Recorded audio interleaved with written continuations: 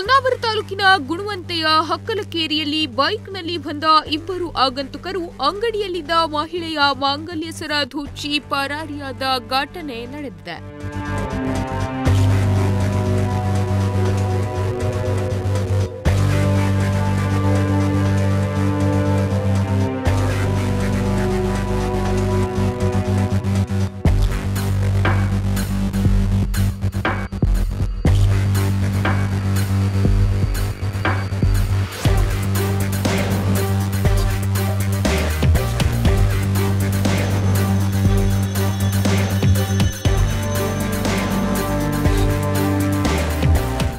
ರಾಷ್ಟ್ರೀಯ ಹೆದ್ದಾರಿ 66ರ ಅಂಚಿನಲ್ಲಿ ದೀಪಿಕಾ ಗೌಡ ಅವರು ಜನರಲ್ ಸ್ಟೋರ್ಸ್ ನಡೆಸುತ್ತಿದ್ದರು. ಈ ವೇಳೆ ಸಾಮಾನು ಕೇಳುವ ನೆಪದಲ್ಲಿ ಖದೀಮರು ಅಂಗಡಿ ಬಳಿ ಬಂದಿದ್ದಾರೆ. ದೀಪಿಕಾರವರು ಸಾಮಾನು ಕೊಡಲು ಹಿಂತಿರುಗುವ ವೇಳೆ ಮಾಂಗಲ್ಯ ಸರ ಹರಿದಿದ್ದಾರೆ ಎನ್ನಲಾಗಿದೆ. ಆ ಇಬ್ಬರು ಆಗಂತುಕರು ಬೈಕ್ನಲ್ಲಿ ಬಂದಿದ್ದು ಒಬ್ಬರು ಹೆಲ್ಮೆಟ್ ಧರಿಸಿದ್ದರು, ಇನ್ನೊಬ್ಬರು ಮುಖಕ್ಕೆ ಮಾಸ್ಕ್ ಹಾಕಿಕೊಂಡಿದ್ದರು. ಅವರಿಬ್ಬರು ಹೊನ್ನಾವರ ಕಡೆ ಬೈಕ್ ಓಡಿಸಿಕೊಂಡು ಹೋದರು.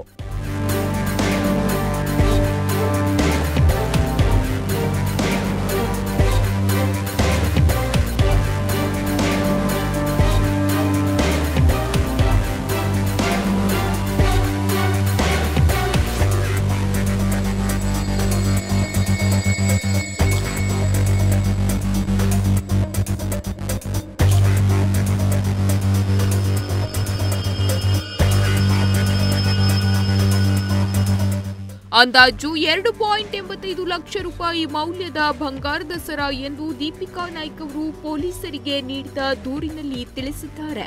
ಇನ್ನು ಕಳ್ಳತನ ಮಾಡಿದ ಕಳ್ಳರು ಬೈಕ್ನಲ್ಲಿ ಪರಾರಿಯಾಗುವ ದೃಶ್ಯ ಸಿಸಿಟಿವಿಯಲ್ಲಿ ಸೆರೆಯಾಗಿದೆ. ಮಂಕಿ ಪೊಲೀಸ್ ಠಾಣೆಯಲ್ಲಿ ಪ್ರಕರಣ ದಾಖಲಾಗಿದ್ದು ಸರಗಳರ ಪತ್ತೆಗಾಗಿ ಕಾರ್ಯಾಚರಣೆ ನಡೆದಿದೆ.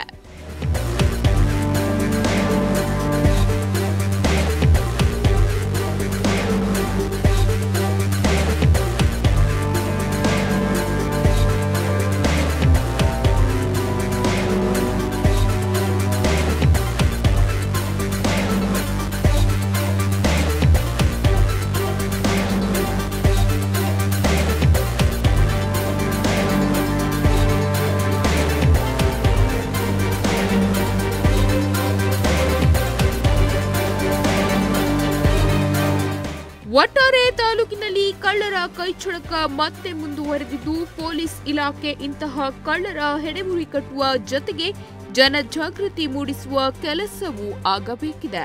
ನಾಗರಾಜ್ ನಾಯ್ಕ್, ನುಡಿಸಿರಿ ನ್ಯೂಸ್, ಹೊನ್ನಾವರ.